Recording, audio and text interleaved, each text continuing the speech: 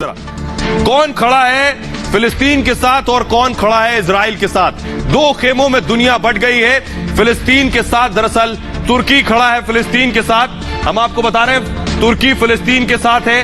Saudi अरब crown Prince Mohammad बिन सलमान यानी Saudi खड़ा है फिलिस्तीन के साथ। और ईरान हसन रूहानी ईरान आकर खड़ा हुआ है फिलिस्तीन के साथ। ये वो देश है और न सिर्फ ये बल्कि खुद पाकिस्तान आकर फिलिस्तीन के साथ खड़ा हो गया है। ये मुल्क है जो खड़े हैं फिलिस्तीन के साथ। और दूसरी तरफ मैं आपको दिखाऊं कि अमेरिका देखिए इजराइल के साथ खड़ा है।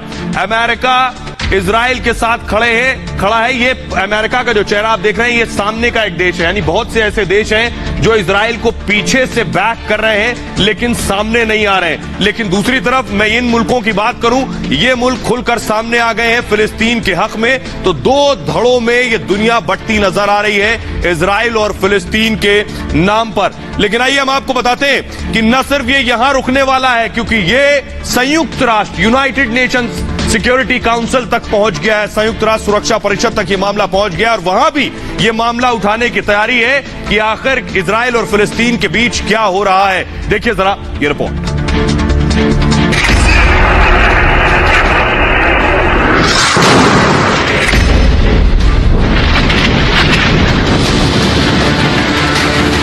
इजराइल फिलिस्तीन जंग में बटी दुनिया।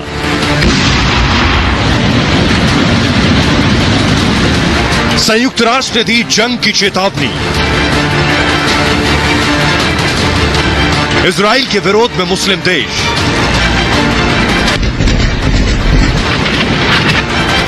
शुरू हो चुका है महाजंग का ट्रेलर।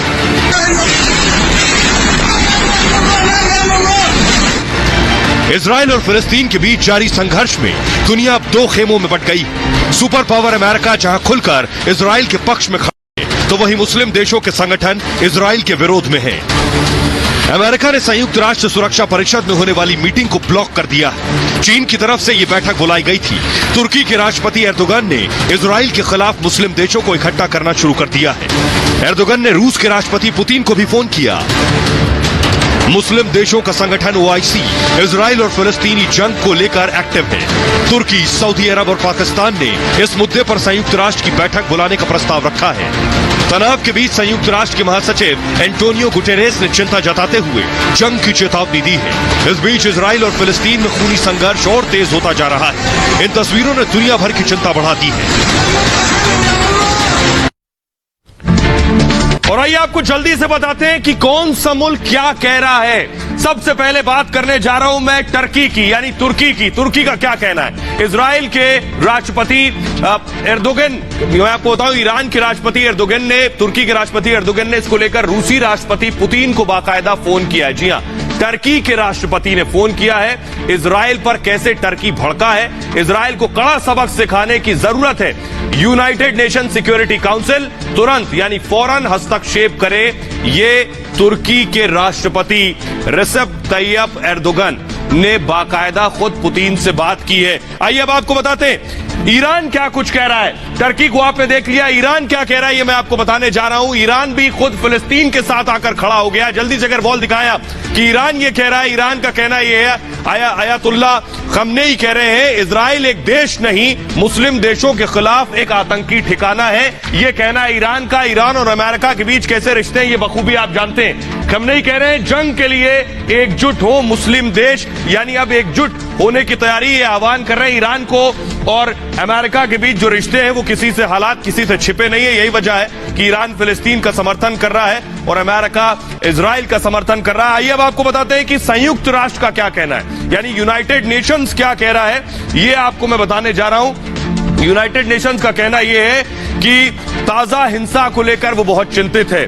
यूनाइटेड नेशंस ने कहा है कि ताजा हिंसा को लेकर वो चिंतित है और अगर ऐसे ही हालात बने रहे तो संघर्ष जारी रहा। अगर इसी तरह से तो हालात और बद से बदतर हो सकते हैं। पक्षों के बीच पूर्ण युद्ध छिड़ सकता है, यानी दोनों पक्षों के बीच युद्ध छिड़ सकता है। ये एंटोनियो गुटेरेस जो यूएन के महासचिव हैं उन्होंने ये बात कही है। बता रहा है कि हालात कैसे खराब हो रहे हैं। और जल्दी से आइए आपको दिखाते हैं कि हालात कैसे खराब हो रहे हैं। देखिए जरा गाजा शहर की जो तस्वीरें मैं आपको दिखाने जा रहा हूं। गाजा शहर की तस्वीर मैं आपको दिखाने जा रहा हूं। देखिए ये तस्वीर गाजा की तस्वीर है। फिलिस्तीन का शहर, सबसे बड़ा शहर, 10 से 15 लाख आबादी, और यही हमास आतंकी संगठन भी मौजूद है। देखिए इजराइल ने हमला किया है, चारों तरफ धुआं जो उड़ता नजर आ रहा है आपको। ये शहर की तस्वीरें हैं, ये शहर की तस्वीरें हम आपको दिखा रहे हैं। और इस शहर में फिलहाल जो बताया जा रहा है कि लगभग 500 के आसपास लोगों की मौत, 500 के आसपास लोगों की मौत हुई है। बड़ी बात यह है, जो बात कहना है खुद इजराइल का, ये जो मौतें हो रही हैं इजराइल के, देखिए ये जो आप देख रहे हैं धुएं का गुबार आकर रॉकेट्स गिर रहे हैं। इजराइल का कहना है दरअसल हमास अटैक कर रहा है, उसका हम जवाब दे रहे हैं। लेकिन ये जो तस्वीरें हैं, ये देखिए ये बिल्डिंग्स आपको नजर आ रही हैं, ये ऊपर आकर रॉकेट गिरे, उसके बाद ये धुआं उड़ता नजर आ रहा है। ये बता रहा है कि हालात फिलहाल कैसे हैं। इजराइल का कहना यह है कि खुद जो हमास के रॉकेट थे वो रॉकेट वहीं जाकर, यानी वहीं जाकर रॉकेट उड़ान उड़ने से पहले फूट गए, यानी उनका कहना है मिस फायर्ड हो गए। जो रॉकेट हमास की तरफ से दागे गए थे, उनका कहना है लगभग 1750 रॉकेट, यानी 1750 रॉकेट हमास ने दागे थे, जिसमें से 300 से ज्यादा मिस फायर्ड हो गए, और उसमें लोकल हमास के लोगों की, गाजा के लोगों की मौत हुई है। जो तस्वीरें मैंने आपको पहले दिखाई थी, उसके बाद की तस्वीर देखिए जरा। ये जो मैं आपको दिखा रहा हूं, गाजा में हमले के बाद चारों तरफ इमारतें उजड़ी हुई आपको नजर आ रही हैं, बर्बाद और गिरी हुई इमारतें जो दिख रही हैं, देखिए फूट गई हैं पूरी तरह से इमारतें, तहस नहस और बर्बाद हो गई हैं। अगर दोनों तस्वीरें, मैं पहले ये तस्वीर पूरी स्क्रीन अगर मैं दिखाऊं कि देखिए जरा हालात क्या हो गए गाजा के इस हमले के बाद। देखिए स्थानीय लोग वहां मौजूद हैं। बताया जा रहा है कि दरअसल हमास जो अपने दफ्तर बनाता था, ये रिहायशी इलाकों के बीच में बनाता है, जिससे जब हमले की स्थिति हो तो उसकी जान बच सके। सिविलियंस वहां, देखिए दो तस्वीरें हम आपको दिखा रहे हैं टेलीविजन स्क्रीन पर। पहली तस्वीर जो आप देख रहे हैं उसी इलाके की, जो दूसरी तस्वीर है, यानी पहले जहां हमला किया गया, जहां अटैक हुआ, उसके बाद की तस्वीर हम आपको दिखा रहे हैं, किस तरह पूरा इलाका तहस नहस हो गया। आप अंदाजा लगा सकते हैं कि वहां क्या हालात रहे होंगे। ये आप तस्वीर देख रहे हैं फिलहाल वहां की स्थिति की।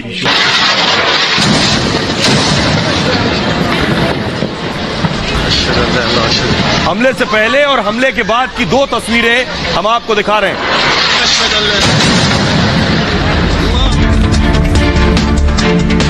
और इस दरमियान पाकिस्तान क्या कह रहा है ये आपको बताते हैं। इमरान खान क्या कुछ कह रहे हैं ये आपको बताने जा रहे हैं, क्योंकि खुद पाकिस्तान ने सवाल उठाए हैं इस हिंसा पर। पाकिस्तान का कहना है ये अंतर्राष्ट्रीय कानून का उल्लंघन है। पाकिस्तान का कहना है अंतर्राष्ट्रीय समुदाय को फिलिस्तीन के समर्थन में फौरन कदम उठाने चाहिए। बेशक पाकिस्तान की जुबान से ये शब्द अच्छे नहीं लग रहे हैं कि अंतर्राष्ट्रीय कानून के उल्लंघन जैसी और मानवाधिकार जैसी बातें पाकिस्तान करे, जो हिंदुस्तान में खुद आतंकी भेजता रहता है। आइए इस बीच आपको बताते हैं हिंदुस्तान ने क्या कहा है, भारत क्या कह रहा है ये आपको बताते हैं। भारत का कहना है, भारत इससे पहले भी ये कह चुका है कि ये हिंसा बंद होनी चाहिए। भारत के रिश्ते इजराइल और फिलिस्तीन से दोनों से बेहतर रहे।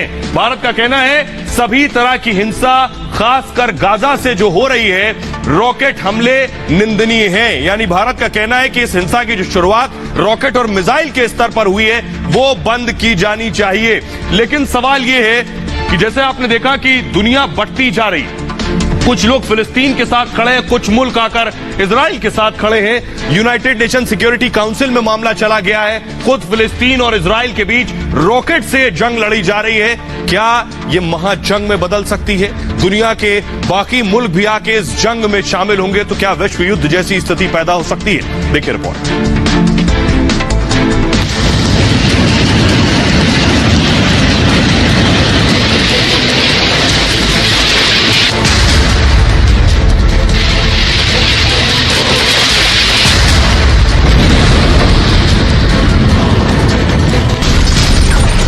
इजराइल और हमास का वार अब बड़ी जंग की तरफ बढ़ रहा है। एक तरफ इजराइल की तरफ से हमास के ठिकानों पर गोले बरस रहे हैं, तो दूसरी तरफ इजराइल के कई शहरों में दंगे शुरू हो गए। लेकिन इजराइल फिलिस्तीन युद्ध से खतरा इससे ज्यादा बड़ा है। क्या महाजंग की तरफ बढ़ रही है दुनिया? दो गुट में दुनिया के बंटने का मतलब क्या? इजराइल फिलिस्तीन जंग का कब समाधान? क्या हमास की वजह से दुनिया में आएगी महातबाही? इजराइल ने हमास के खिलाफ चौतरफा हमला शुरू कर दिया है। इजराइल ने अपने 9000 रिजर्व सैनिकों को काम पर बुला लिया है। इस बीच लेबनान की तरफ से भी इजराइल पर 3 रॉकेट दागे गए। बताया जा रहा है कि सभी रॉकेट भूमध्य सागर के अंदर गिर गए। इस बीच इजराइल के कई शहरों में दंगे शुरू हो गए और लोग एक दूसरे को मारने पर उतारू हो गए। भीड़ ने कई गाड़ियों को आग के हवाले कर दिया। हालात इतने खराब हो गए हैं कि इजराइल के लॉर्ड शहर में इमरजेंसी लगानी पड़ी। इन सब के बीच सबसे बड़ा सवाल ये कि क्या दुनिया महातबाही की तरफ बढ़ रही है?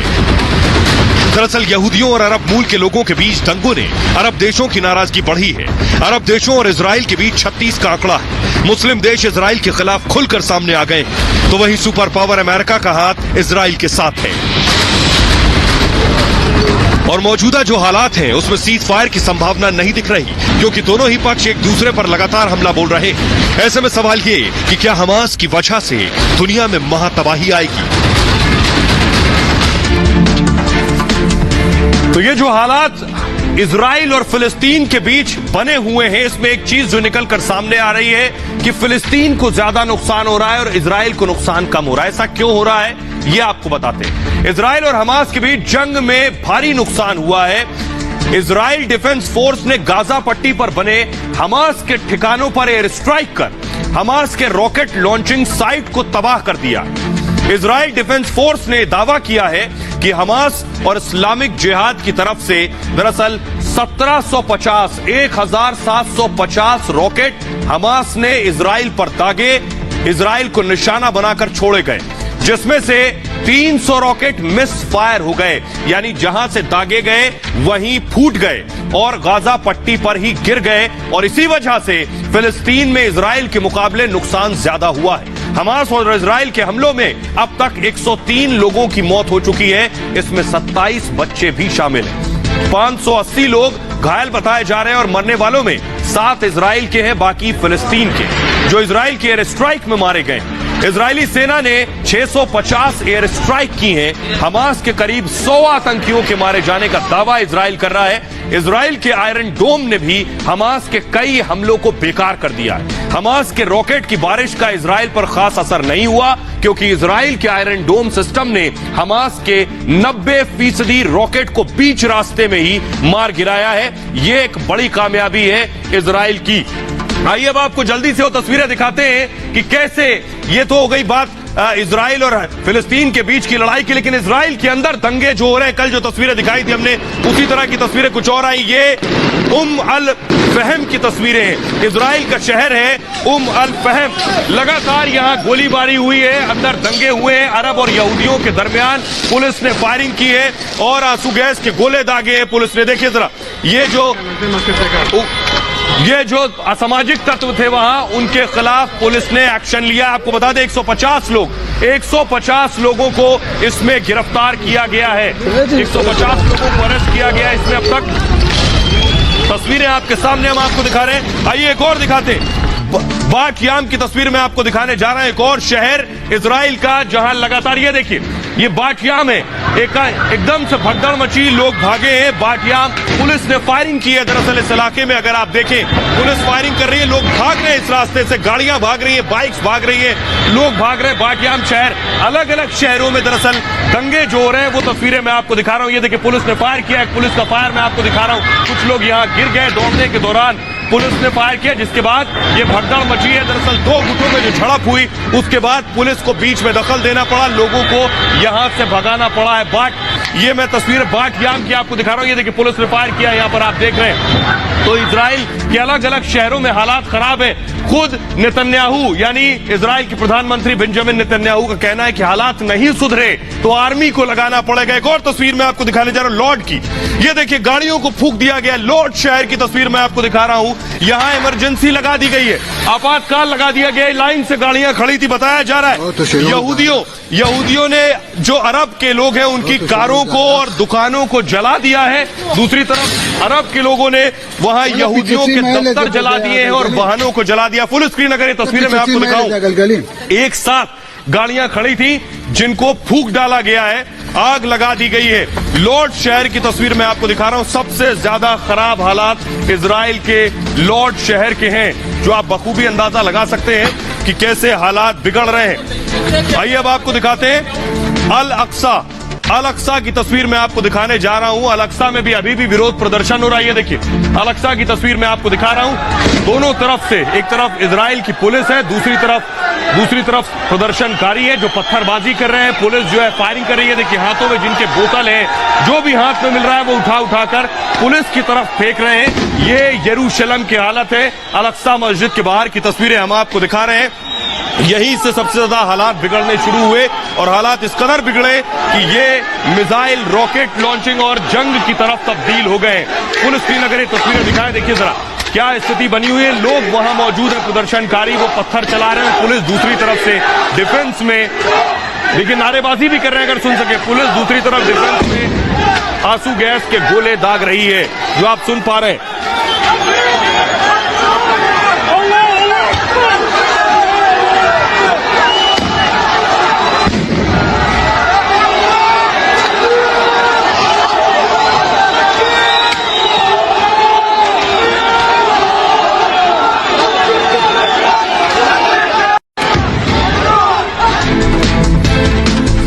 और इस हिंसा के दरमियान इजराइल के प्रधानमंत्री बेंजामिन नेतन्याहू ने साफ कर दिया है, जब तक दुश्मन शांत नहीं होगा तब तक वो अपनी सुरक्षा के लिए हमले करते रहेंगे और दुश्मन को शांत करने के बाद ही दम लेंगे। सुनिए जरा।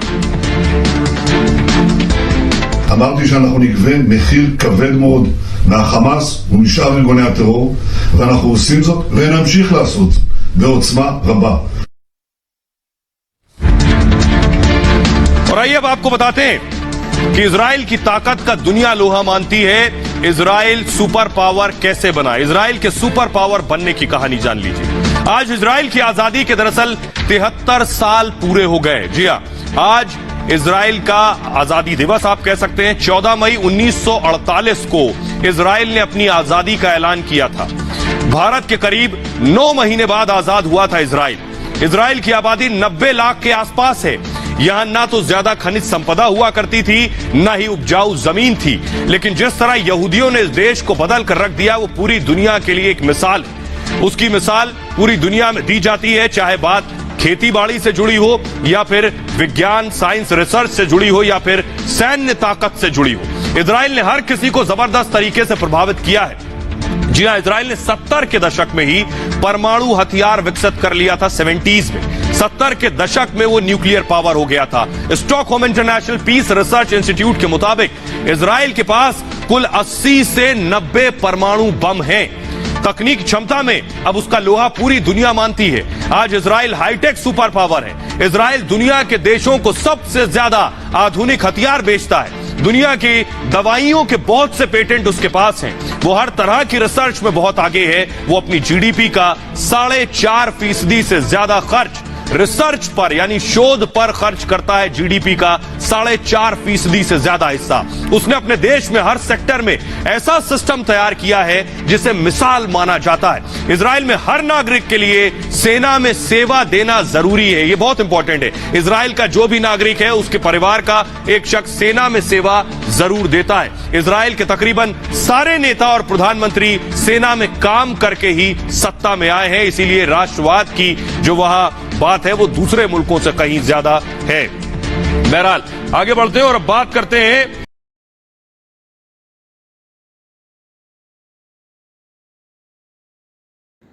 अस्सलाम वालेकुम दोस्तों। ईद के मुबारक दिनों में आजकल पैलेस्टीन और इजराइल के बीच में जो हालात चल रहे हैं, मैंने सोचा कि उस पर मैं एक वीडियो बनाऊं। खास करके ये वीडियो बनाने का रीज़न ये था कि मैंने ट्विटर पे जो अपने ओपिनियंस रखे हैं कि आई स्टैंड विद इजराइल, उस पे मुझे बहुत सारा बैकलैश मिला है। बहुत सारे लोग ये पूछ रहे हैं कि किस तरह की मुसलमान है जो फ़लस्तीनियों के साथ नहीं खड़ी है और कहती है कि आई स्टैंड विद इजराइल। दोस्तों, इसके बहुत रीजंस हैं। पहला रीज़न तो ये है कि अगर आप हिस्ट्री में जाएं तो जेरूसलम जो है वो कभी भी मतलब फ़लस्तीन का हिस्सा नहीं बोला जा। फ़लस्तीन तो नाम ही जो है वो मॉडर्न है। जूज हमेशा वहां की मेजॉरिटी रही है, वो जूइश लैंड ही हुआ करता था। जेरूसलम जो है वहां पे ईसा अलैहिस्सलाम की पैदाइश हुई थी। ईसा अलैहिस्सलाम जिसको क्रिश्चियंस जीसस क्राइस्ट कहते हैं, वो उनके पेरेंट्स भी जूइश थे, वो खुद भी जूइश थे, और जिस कम्युनिटी में वो पैदा हुए थे वो भी जूइश थे, और पूरी दुनिया को ये बात पता है कि उनकी पैदाइश जेरूसलम की है। तो इसमें कोई दो राय नहीं है कि जेरूसलम एक्चुअली जूइश लैंड है। माना कि कई मुस्लिम इन्वेडर्स ने आके इसको इन्वेड किया, इस जगह का अरबाइजेशन हुआ, मगर फिर भी यहाँ पे मेजॉरिटी जो रहने वाले वो हमेशा जूइश ही रहे हैं। 2015 के स्टेटिस्टिक्स के हिसाब से अगर आप देखेंगे तो जो पॉपुलेशन स्टेटिस्टिक्स हैं, 8.5 लाख जो पॉपुलेशन था जेरूसलम का, उसमें से 5.5 लाख जूइश थे और बाकी फलस्तीनी। और दोस्तों, अगर इस्लाम की बात करें तो कई सारे मुस्लिम स्कॉलर्स ने भी कहा है कि जो टेम्पल माउंट है जूस का, उसका जिक्र कुरान पाक में भी किया गया है, उसका जिक्र कई सारे मुस्लिम स्कॉलर्स ने अपनी पब्लिकेशंस में भी किया है। तो ये एक और एविडेंस है कि पहले से वहां पे जूस की सेटलमेंट्स पहले से थी, वो जूइश लैंड ही है। तो अब इस सब के चलते अगर आप मॉडर्न हिस्ट्री की बात करें तो 1967 में इजराइल ने गाजा और जेरूसलम को जीत लिया था इजिप्ट के साथ वॉर में। तो बाकायदा उन्होंने इन दो टेरिटरीज, ये जबकि हिस्टोरिकली उनकी खुद की टेरिटरी है, मगर फिर भी इन्होंने फिर से वापस जीत लिया इसको, ठीक है ना। उसके बाद उन्होंने देखा कि ठीक है, यहाँ पे मुसलमान बहुत सारे रहते हैं, तो उन्होंने रिस्पेक्टफुली 1990 का ऑस्लो अकॉर्ड साइन किया, जिसमें उन्होंने गाजा पैलेस्टीनियन अथॉरिटीज को हैंड ओवर कर दिया, सिर्फ उन फलस्तीनी मुसलमानों की रिस्पेक्ट करते हुए जो वहां पे रहते, वहां पे जूस भी रहते थे, मगर उन्होंने कहा कि कोई बात नहीं, हम इसको पैलेस्टीन को हैंड ओवर कर देंगे। ये 1990 के ऑस्लो अकॉर्ड में ये बात इसमें जारी होती है। मगर उसके बाद हुआ ये दोस्तों कि पैलेस्टीनियन अथॉरिटीज को हमस नाम के एक टेररिस्ट ऑर्गेनाइजेशन ने टेक ओवर कर लिया। उन्होंने पॉलिटिकली भी वहां पे इलेक्शंस जीते, और उन्होंने पैलेस्टीनियन अथॉरिटीज को हटा के अपने हमस के मेंबर्स को हर एक ऑफिशियल डिपार्टमेंट में डाल दिया। मैं आपको क्लियरली बता दूं दोस्तों, हमस जो टेररिस्ट ऑर्गेनाइजेशन, उसको क्यों कहा जाता है, क्योंकि उनकी बुनियाद ही है जूस की नफरत। ये ऑर्गेनाइजेशन बनी है जूस की नफरत पे। इन्होंने इलेक्शंस जीते हैं जूस के खिलाफ नफरत को प्रोपगेट करके। और इजराइल ऐसा क्यों चाहेगा कि उसके हिस्से का जो गाजा है वो उससे नफरत करने वाली एक ऑर्गेनाइजेशन चलाए, उससे नफरत करने वाले लोग वहां रहे? इजराइल ऐसे क्यों चाहेगा? मगर फिर भी वहां पे जो भी मॉस्क्स हैं उसको इजरायली अथॉरिटीज प्रोटेक्ट करती हैं, वहां पे जो वर्शिपर्स आते हैं उन्हें इज्जत देती है। मगर उस दिन जो रमजान के आखिरी जुम्मे वाले दिन जो वहां पे हादसा हुआ, वो हादसा कुछ ऐसा था कि हमस के कुछ लोग वहां पर स्टोन्स ले गए अल अक्सा मॉस्क के अंदर, जो हमारे इस्लाम की 3rd मोस्ट होलीएस्ट मॉस्क मानी जाती है, उसके अंदर ले जाकर उन्होंने स्टोन्स रखे। और जब इनोसेंट लोग, मासूम लोग वहां पे नमाजें पढ़ रहे थे, उसके बीच में इन्होंने स्टोन्स मारना शुरू कर दिया इजरायली फोर्सेस पे जो वहां पे रखवाली कर रहे थे, उन पे स्टोन्स मारना। रखवाली वो सिर्फ अल अक्सा मॉस्क की नहीं, वहां पे जो प्रे कर रहे थे उनकी भी कर रहे थे। और ऐसे बहुत सारे वीडियोस आपको नेट पे मिलेंगे जहां आप देख पाएंगे कि इजरायली फोर्सेस बूढ़े और बुजुर्ग मुसलमानों को खुद अपने हाथ से पकड़ के स्टेप्स के ऊपर चढ़ा रहे हैं, अल अक्सा मॉस्क के अंदर ले जा रहे हैं, उनको एस्कॉर्ट करके उनको हेल्प कर रहे हैं, बच्चों को हेल्प कर रहे हैं। आप बहुत सारी ऐसी वीडियोस देख पाएंगे। मगर जब हमस के टेररिस्ट ने, अल अक्सा मॉस्क ने स्टोन पेल्टिंग शुरू कर दी, तब इजरायली फोर्सेस ने वहां पे आके उनसे मॉस्क को खाली करने को कहा। और इस बात को वो वायरल करते जा रहे हैं दुनिया भर में, और ये कहते जा रहे हैं कि ये मुस्लिम कार्ड खेलते जा रहे हैं, और हर एक मुसलमान से कह रहे हैं कि हमारे साथ हमें सपोर्ट करो, हमारे साथ खड़े रहो और इजराइल के खिलाफ आवाज उठाओ। तो दोस्तों, हर एक मुसलमान इतना बेवकूफ़ नहीं है कि वो चोर, उचक्कों या किसी रोग टेररिस्ट ऑर्गेनाइजेशन का साथ देगा सिर्फ इसलिए कि वो मुसलमान है। क्योंकि इस्लाम में एक लफ्ज़ आता है हुदूद, और हम अपनी हदें पार नहीं करेंगे। किसी ऐसे को हम सपोर्ट नहीं करेंगे जस्ट बिकॉज वो अपने आप को मुसलमान कहलाता है, मगर वो चोर है या स्टोन पेल्टर है या फसाद करने वाला इंसान है, तो हम उसे सपोर्ट नहीं करेंगे जस्ट बिकॉज वो अपने आप को मुसलमान कहलाता है। और दूसरी बात, जिस तरह का हेट्रेड फ़लस्तीनियों के दिल में है जूस को लेके, उस तरह का हेट्रेड कहीं भी हमारे इस्लामी हमारे मजहब में या हमारे कुरान में कहीं भी इस तरह का हेट्रेड का जिक्र नहीं किया गया है कि किसी भी जू को इस तरह से हेट करना चाहिए या उनके खिलाफ इंटॉलरेंस दिखानी चाहिए या उनके खिलाफ प्रोपेगेंडा करना चाहिए या किसी भी तरह से मैनिपुलेट करके उनको जमीन से बाहर करना चाहिए। इस तरह का कोई भी जिक्र हमारे कुरान पाक में नहीं है, हमारे मजहब में नहीं है, और ना ही हजरत रसूलुल्लाह ने ऐसा हमें कभी कोई आदेश दिया था कि अगर मुसलमान हो तो जहां तुम्हें जू दिखे उसे उस जमीन से हटा दो। तो ये जो हमसे सपोर्ट मांगते हैं, दुनिया भर के मुसलमानों से जो ये सपोर्ट मांगते हैं, आज का जो मुसलमान है, आज का जो पढ़ा लिखा मुसलमान है, जो जानता है एग्जैक्टली कि कुरान में क्या जिक्र किया गया है और क्या नहीं, वो मुसलमान इस तरह के लोगों के साथ कभी नहीं देगा। और इसलिए आज आप देख सकते हैं कि it is not only India but it is also a lot of Arab Nations that stand with Israel. तो दोस्तों, आई होप कि मैंने अपने पॉइंट्स क्लियर कर दिए हैं। Thank you for watching.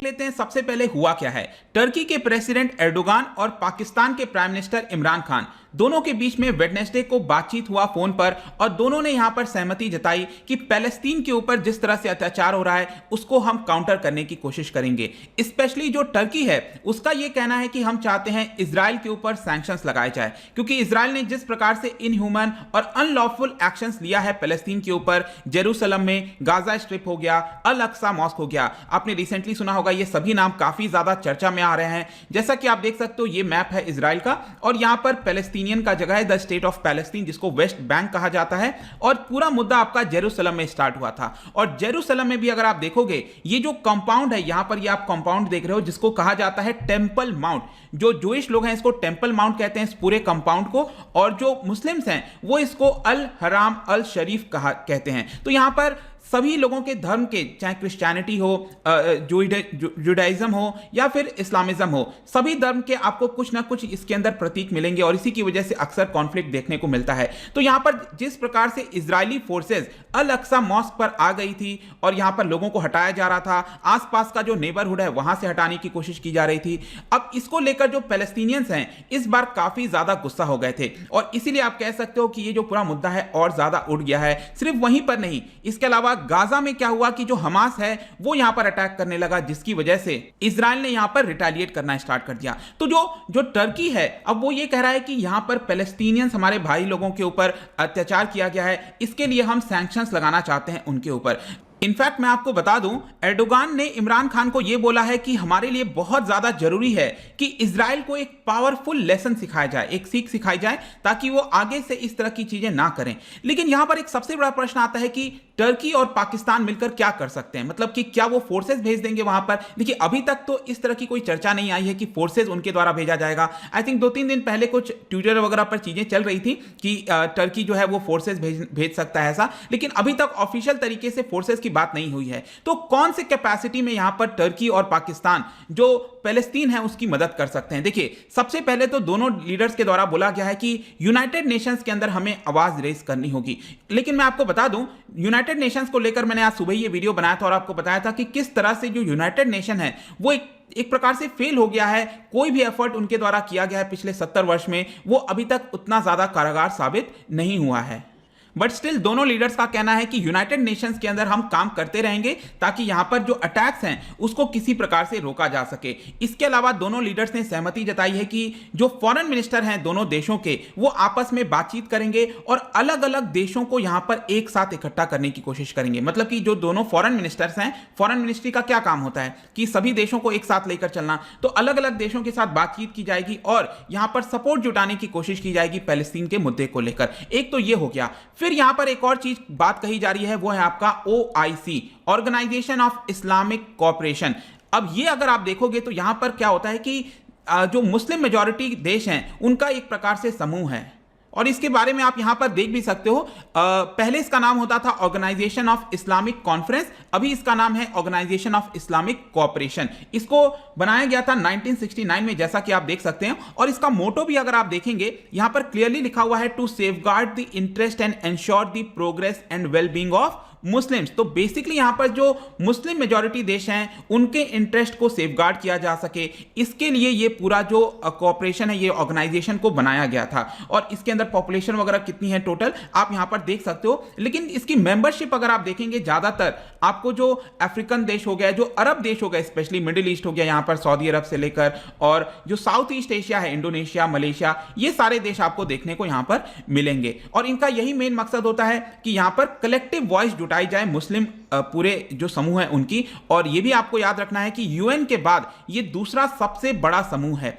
तो जो टर्की के फॉरेन मिनिस्टर हैं और इन सब के आपस में बातचीत की गई है पाकिस्तान के फॉरेन मिनिस्टर के साथ, और पाकिस्तान के फॉरेन मिनिस्टर शाह महमूद कुरैशी, उन्होंने यहां पर मीडिया में यह बात कही कि मैंने बातचीत कर ली है टर्की के फॉरेन मिनिस्टर के साथ और पाकिस्तान फुल्ली सपोर्ट कर रहा है कि जो ऑर्गेनाइजेशन ऑफ इस्लामिक कोऑपरेशन है उसकी एक इमरजेंसी मीटिंग बुलाई जाए। मतलब ये जितने भी देश हैं आपके, उन सब का एक इमरजेंसी मीटिंग हो और पैलेस्टीन को लेकर क्या करना है, किस तरह आगे बढ़ना है, इसको लेकर एक फाइनल डिसीजन लिया जाए। क्योंकि जिस प्रकार से अगेन उनका भी यही कहना था कि यहां पर पैलेस्टीनियंस के साथ जिस तरह से अत्याचार किया गया है वो सही नहीं है, हम इसको किसी प्रकार से नहीं सहेंगे। इसके अलावा यहां पर आपको एक और चीज समझना होगा कि टर्की के अंदर हो गया, इवन पाकिस्तान के अंदर भी कई खबर आ रही थी पंजाब प्रोविंस के अंदर कि यहां पर प्रोटेस्ट देखने को मिल रहे हैं इजराइल के खिलाफ। और सबसे ज्यादा प्रोटेस्ट आपको टर्की के अंदर देखने को मिलेंगे। जो टर्की के लोग हैं वो अगर आप देखोगे तो वहां की कैपिटल है आपकी अंकारा,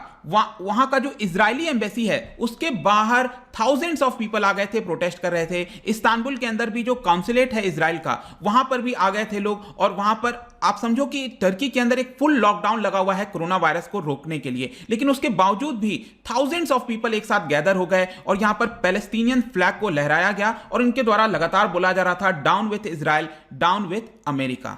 तो आई होप कि ये भी चीज आपको समझ में आ रहा होगा कि जो लोग रह रहे हैं इन सभी मुस्लिम मेजॉरिटी देश के अंदर, उनके बीच में भी एक तरह से सहमति जुट रही है कि हमें इजराइल को किसी प्रकार से यहां पर रोकना होगा। लेकिन यहां पर मैं आपको एक चीज बता दूं, अगर इस समय इजराइल को कोई रोक सकता है इस समय, तो कहीं ना कहीं यूएस का बहुत इंपॉर्टेंट रोल होने वाला है। और यूएस को लेकर यहां पर जो बाइडन है उनके कुछ बयान आया है वो मैं आपको बताना चाहता हूं। Biden says spoke to Netanyahu hopes Israel violence end sooner. तो बेसिकली उनका यह कहना था कि हमने बातचीत किया है नेतन्याहू से और यहां पर हम आशा कर रहे हैं कि जल्दी से ये जो पूरा क्लैश है वो रुक सकता है। लेकिन यहां पर उनके द्वारा एक और बयान दिया गया, Israel has a right to defend itself when you have thousands of rockets flying. तो आपने देखा होगा किस प्रकार से बहुत सारे रॉकेट्स आ रहे थे गाजा पट्टी से, यहां से गाजा से। अब इनफैक्ट बताया जा रहा है मंडे के बाद से तो करीब 1500 से ज्यादा रॉकेट जो है वो इधर लॉन्च कर चुके हैं, राइट। तो इसी को रिटेलिएट करते हुए इजराइल ने भी बहुत सारे रॉकेट लॉन्च किए। वहां पर कई जो मल्टी स्टोरीज बिल्डिंग्स हैं उसको यहां पर उड़ा दिया गया है। और इजराइल के पास ये टेक्नोलॉजी आपको पता है, iron dome missile defence system, इसको लेकर मैंने कल एक अलग से वीडियो बनाया था। तो यहां पर ये क्या करता है कि वर्टिकली लॉन्च करता है और जो भी रॉकेट आ रहा है गाजा से उसको एक प्रकार से डिस्ट्रॉय कर देता है। तो यहां पर बाइडन एक तरह से सपोर्ट भी कर रहे थे इस चीज को कि डिफेंड तो करना ही पड़ेगा जब इतने सारे रॉकेट जो हैं इजराइल के ऊपर लॉन्च किए जाएंगे। लेकिन क्वेश्चन ये उठता है कि इसको एंड करने की क्या अब प्रयास हो रहे हैं। तो देखिए जो बाइडन है उन्होंने बोला है कि यूएस डिप्लोमेसी जो है वो अपने एकदम हाई गियर में आ चुकी है। अब उनके द्वारा कोशिश किया जा रहा है कि सभी काउंटर पार्ट्स मिडिल ईस्ट के अंदर जितने भी देश हैं, जॉर्डन हो गया, जितने भी देश हैं उनके साथ बातचीत की जाए। ऐसा नहीं है कि सिर्फ इजराइल के साथ, इजिप्ट से लेकर सऊदी से लेकर जो एमिरेट्स हैं, यूएई हो गया, यूनाइटेड अरब एमिरेट्स, सभी के साथ हम बातचीत कर रहे हैं कि किसी प्रकार से अब इस युद्ध को रोका जाए। अदरवाइज यहां पर ये पूरा जो वॉर है एक प्रकार से फुल स्केल वॉर में कन्वर्ट हो सकता है।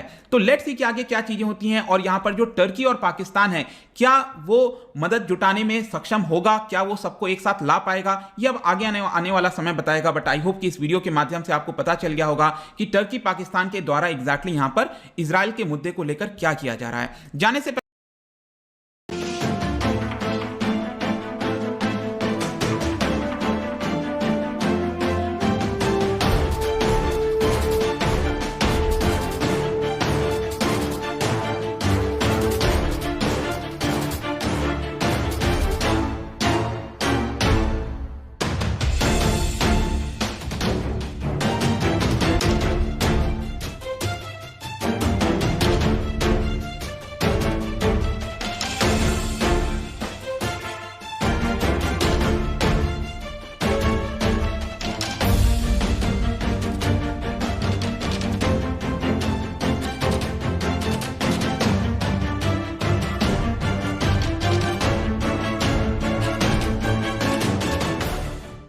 My national security staff and defense staff has been in constant contact with their counterparts in the Middle East, not just with the Israelis, but also with everyone from the Egyptians to the Saudis to the Emiratis, etc.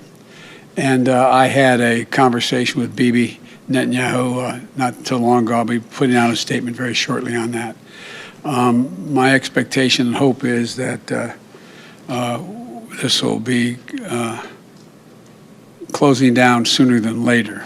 But Israel has a right to defend itself when you have thousands of rockets flying into your territory. But I had a conversation for a while with the Prime Minister of Israel, and I think that my hope is that we'll see this coming to conclusion sooner than later.